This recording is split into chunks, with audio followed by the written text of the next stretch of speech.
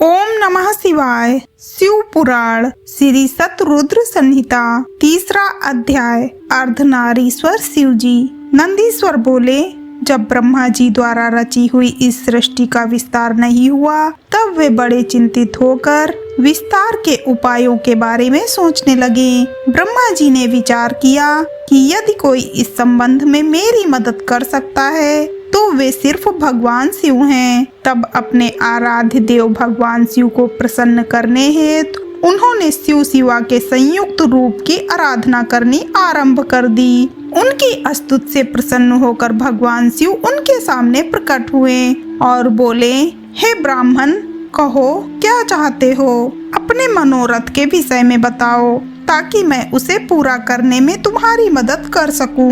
भगवान शिव के इस प्रकार के वचन सुनकर ब्रह्मा जी ने अपने दोनों हाथ जोड़कर भगवान शिव की स्तुति की और बोले, हे देवाधिदेव महादेव शिव शंकर, आप तो अपने भक्तों के रक्षक हैं। आप उनके समस्त दुखों को दूर करके उनको अभीष्ट फल प्रदान करते हैं। भगवान, आपकी आज्ञा के अनुसार मैंने सृष्टि की रचना की है, परंतु भगवान, मेरे द्वारा रची गई सृष्टि का विस्तार नहीं हो रहा है। यदि यह कार्य इसी तरह होता रहा तो कभी भी सृष्टि में वृद्धि नहीं हो पाएगी। तब ब्रह्मा जी के इन वचनों को सुनकर भगवान शिव बोले, हे ब्राह्मण, मैं जानता हूँ कि तुमने अपनी सृष्टि में प्रजा की वृद्धि के लिए मेरी पूजा आराधना की है। यह कहकर शिव जी ने अपने शरीर से देवी शिवा को अलग कर दिया।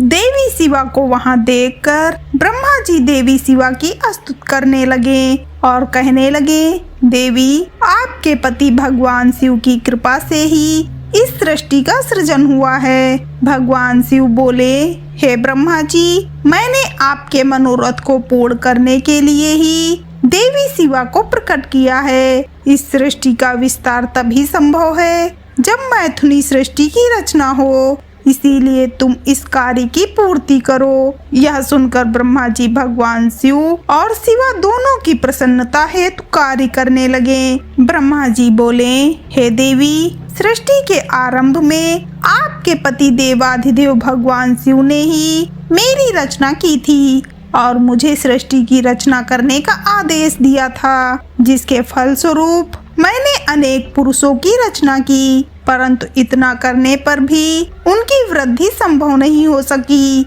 इसीलिए माते, मैं अपनी प्रजा की वृद्धि हेतु आपकी शरण में आया हूँ। प्रजा वृद्धि तभी संभव है जब सृष्टि का निर्माण कार्य अर्थात वृद्धि स्त्री पुरुष के समागम से हो, परंतु अभी तक मैं नारी को प्रकट नहीं कर पाया हूँ। हे शिवे, आप मुझे नारी की सृष्टि करने की शक्ति प्रदान करें। हे सर्वेश्वरी, हे जगत जननी, मेरे कार्य की सिद्धि हेतु आप मेरे पुत्र दक्ष की पुत्री के रूप में जन्म लीजिए। ब्रह्मा जी की प्रार्थना को मानते हुए देवी जगदम्बा ने दक्ष की पुत्री होना स्वीकार कर लिया।